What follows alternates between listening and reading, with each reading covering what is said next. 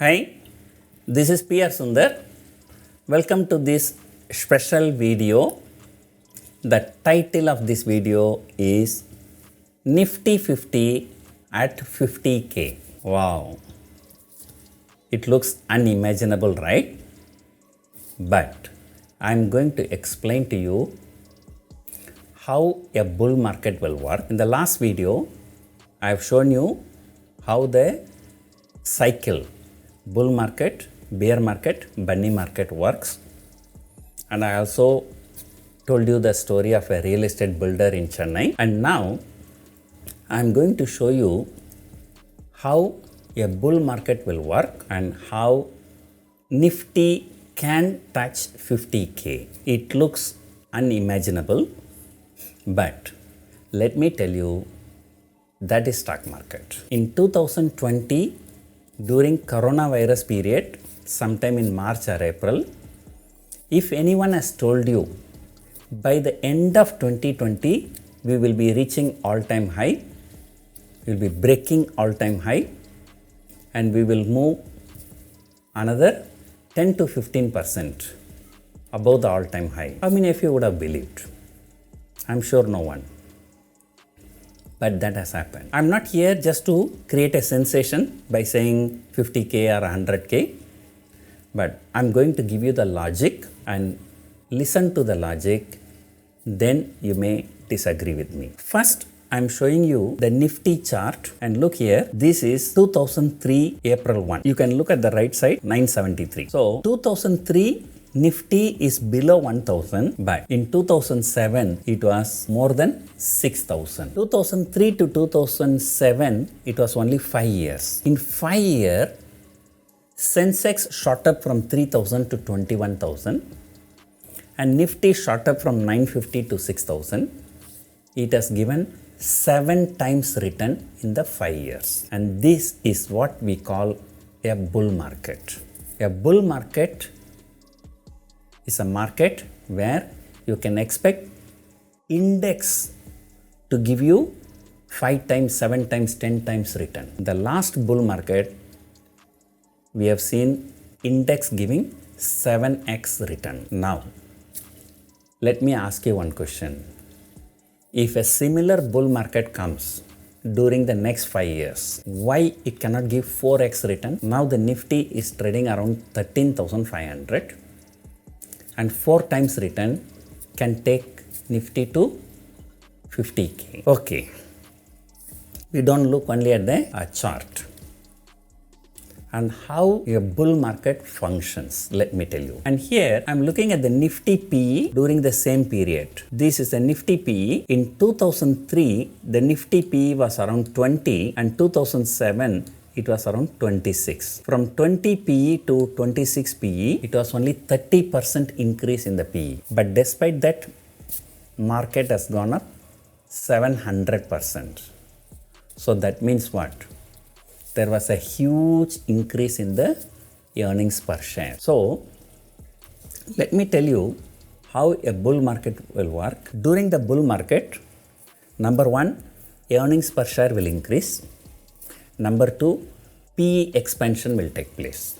During the 5-year period, assume that earnings per share increases by 15% per annum. 15% per annum is not a very big deal if the economy is in good shape, and most companies can do that. If 15% per annum earnings per share increase will translate into 100% earnings per share increase over a period of 5 years. I am taking a cumulative. 15% per annum translate into only 75% 5 years. That is only if you are taking a simple interest. But if you take the compounding effect, is 100%. So if earnings per share double in next 5 years and PE ratio also doubles because of the PE expansion, the total impact on the price will be 4 times. 2 times due to the earnings per share and 2 times due to PE expansion. Okay, let us come. When the earnings per share will increase and when the PE expansion will take place. let me talk about the PE expansion. If you remember, this is the period 2003 to 2007 in the economic cycle that was a low interest rate regime. The interest rates were very, very low in that period. Whenever in the economy, interest rates are very, very low and the PE expansion will take place. The reason is very simple. If I put money in bank FD, if I get 20% interest, why should I come to stock market? I can put all my money in bank and I can get 20% return. I'm very happy. But the same thing if the bank interest is only 3% or 4%, why should I keep money for 3%, 4%? And if I put the money in stock market, I can get at least 6, 7% also, I'm happy. So in a low interest rate cycle, the money will be flowing into the stock market. In the high interest rate cycle, the money will be flowing from stock market to banks, fixed instruments. So we can see that clearly for the next few years, the interest rate cycle is on the downside. And who can imagine most of the debt funds, they are just hardly giving 2 to 3% return in this financial year. As such is a bad scenario when it comes to interest rates. Then, can the interest rate increase in the next short term, maybe another 1 year, 2 years? That probability is very, very low. And let me tell you, in 1978, my father went to Saudi Arabia to work. And that time, $1 was 6 rupees. And he came back in 1986. He worked there for 8 years. When he came back in 1986, $1 was 16 rupees. 6 rupees to 16 rupees in a matter of 8 years. It's almost 300% depreciation. But now, I remember in 2013, when the taper tantrum issue came, and rupee hit 69 rupees. And now, it is 73 rupees. Same, 8 years time. It's not even depreciated 10%.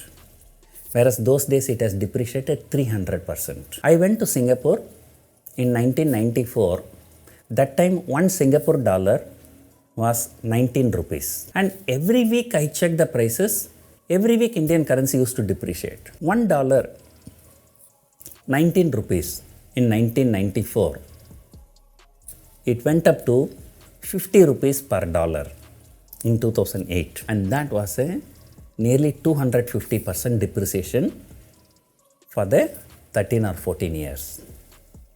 But in 2008, it was 50 rupees. Even now, after 12 years, it is still 50 rupees only. So, our currency is looking very, very strong in the international market.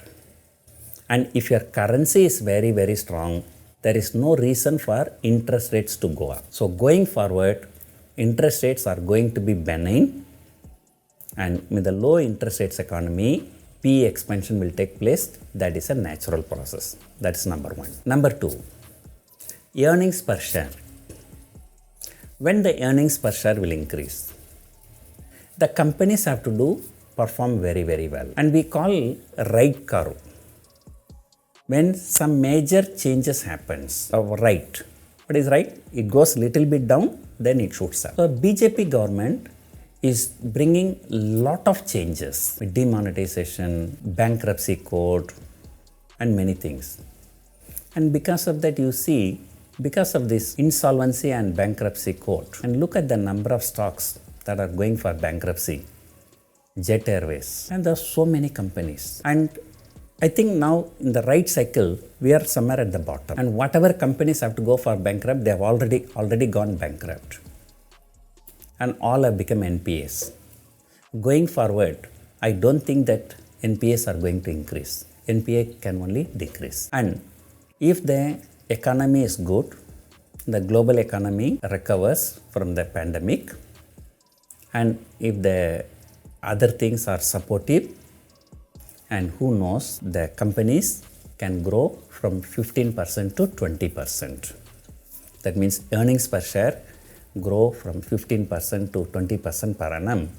That means over a period of 4-5 years, the earnings per share can double or even triple. And if the low interest rate economy continues, the PE expansion will also go. So who knows, in 4 or 5 years time, the earnings per share go up by 250% and P ratio go to 50 or 60, and there is a possibility that Nifty can test 50K. So now Nifty 50, 50K. Whether it's going to happen or not, only the time will tell you. But what I'm trying to tell you here, there is a possibility that this can happen, and I am bullish for the near future. When I say near future, is 3 to 5 years time, and it is the time to invest. But I'm not saying that market will go straight away from 13,500 to 50,000, and this is market. Here and there corrections will come. Although in the chart I have shown you such a fantastic rally of 700%, but during that 5 years there were number of corrections of more than 10%.